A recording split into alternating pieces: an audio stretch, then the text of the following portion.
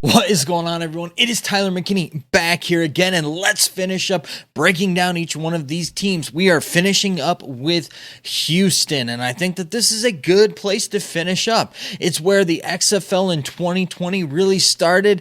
It's kind of where even though it wasn't the home base for all the teams, it really was kind of the home base where everything kind of started off. So, hey, let's finish off right there. And listen, they're going to be back at the same place where they played before.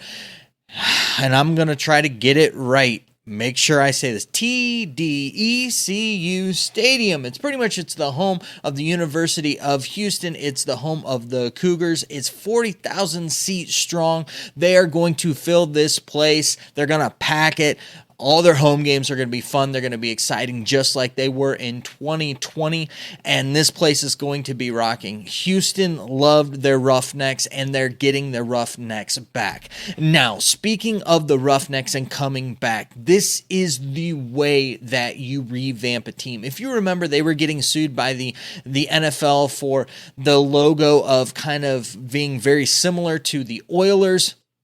So this time around, they've changed things up just slightly and just enough, I guess, to evade that, or if that's just something that just kind of, they kind of just let go. I have absolutely no clue, but I like the revamp. The revamp is enough of a difference in just changing it slightly and making it kind of more simplified and more modern at the same token. I don't know. I don't know how you do that, but they did it, and it looks sharp. The uniforms are sharp. I really do like the color scheme now. I really enjoyed what they had in 2020, but I think they've taken it to a new, higher level, and this is kind of one of those that I think that they actually hit right out of the park. The color schemes are nice. It does have, it's got some of those, what are those? Color rush. It's got a feel of that NFL color rush to it. With it, the things make it just very, just sleek, modern. It looks really, really good, all the way from the logo to the color choices for the home and the away jerseys. It just all really pops. It all really comes together, and I even really like that secondary logo, like I said in the video that I did with those. And they've hit it out of the park with Houston, and it continues on with the coaching staff. I mean, when you look at it, you bring in Wade Phillips. He's a guy who is beloved in the state of Texas. He was successful as the Dallas Cowboys head coach.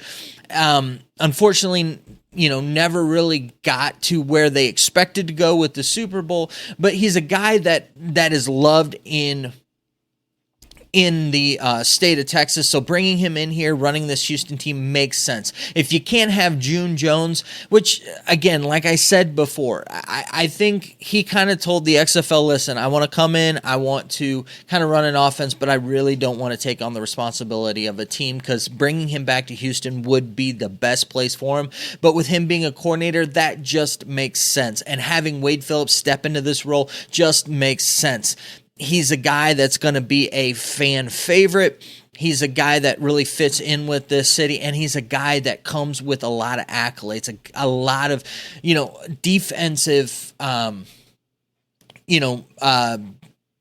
accolades. He comes with a winning history, and not just from the past, but also from recently with his time with the Rams and stuff. So this was an excellent hire for them. And then when you start going through and you actually look at like his coaching staff, it all makes sense here. So you've got his offensive coordinator is AJ Smith. Now, if you want that Roughnecks offense back, this is the guy. He was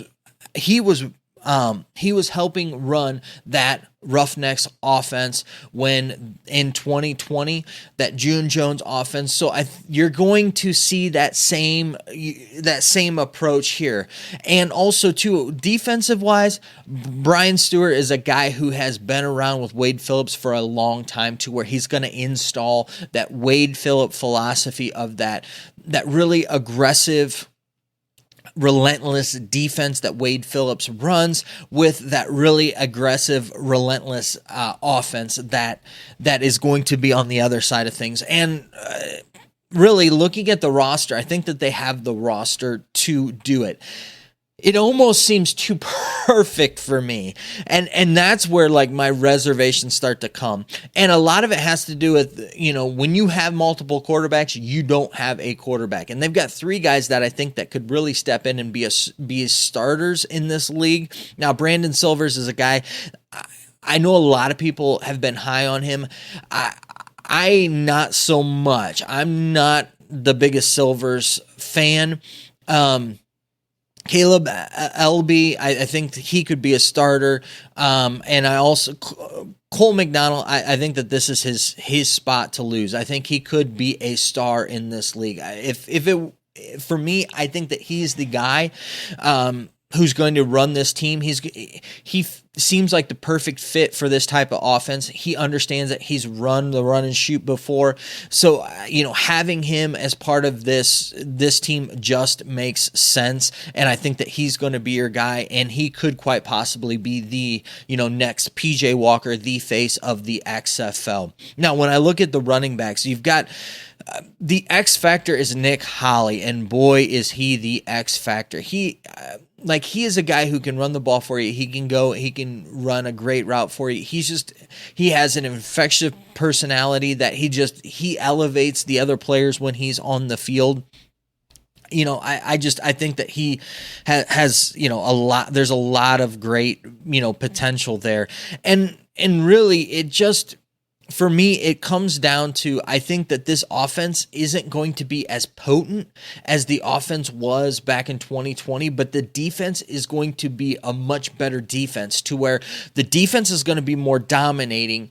That is actually going to make the offense look a lot better than what it is. Because later on in the games, when the teams are being worn down, that defense is just, and it keeps giving the ball back to the offense keeps getting those shots. It's going to pile up. And I see this team as being a team that will steamroll some teams. However, I don't see this as an undefeated team. I see that, this is going to be a team that I see them from 6 to probably 9 wins. The difference here for me, though, is I don't think that they'll be able to pull it off when they actually have to at the end of the season for the championship.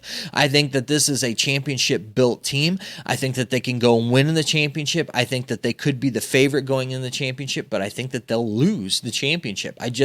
For whatever reason, like I said, it just seems too perfect. And if things are too perfect, they probably are. And that's just how I view this team. I really, really like them. It's hard for me to find, something that doesn't really click with what they're doing, how they're doing it. But I just feel like the wheel's going to fall off somewhere, and we'll see where that happens. But I see them 9 wins. I see them the low end 6 wins, probably somewhere around 7, 8, probably more like 8. It's probably will be the sweet spot for them. But this is going to be a fun team to watch. They're going to win a lot of games, and especially there at home, it's going to be a fun time watching this team do their thing. So those are my thoughts. Quick and short with this Houston team. I think that, however, do not sleep on them. I think that they're going to be a fun one to watch and keep our eye on. All right, as always, I want to know your thoughts down in the comment section. Let's continue the conversation on down there. Now, to kind of let you know kind of what's going to be coming up. So I'm going to be going through, and I'm going to be now transitioning into actually talking about games, which is pretty awesome. So the next videos you're going to be seeing from me are going to be actual stuff that's going to be, talking about what we're going to be looking at happening on the field. So I'm excited about that. Hopefully you are. The next few videos coming up are going to be leading us into this weekend, which is our first game. So get excited, and thank you for watching. All right, guys, listen, I know that you're busy, and I know that I'm busy, so let's get on out of here. You have a good night. Bye.